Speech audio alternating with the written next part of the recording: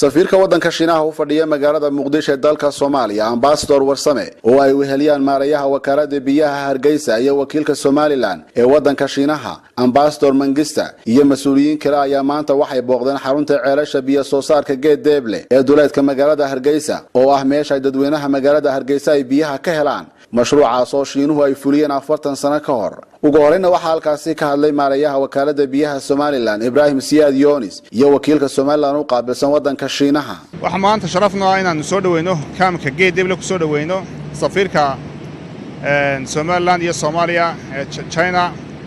waxaan ognahay systemkan aynu maanta danjiraha Shiinaha wadanka Soomaaliya Ambassador Warsame ayaa isna ka hadlay mashruucaasi uu booqday oo dawladdiisu ay fulisay 10 sano ka hor mashruucan oo biyo gelinta Geed Deeble waa astaan waa shacabtinimada ka dhaxeeya shacabka Shiinaha iyo Soomaaliya gaar ahaan shacabka kuwa deegaanka Somaliland waa maasantiin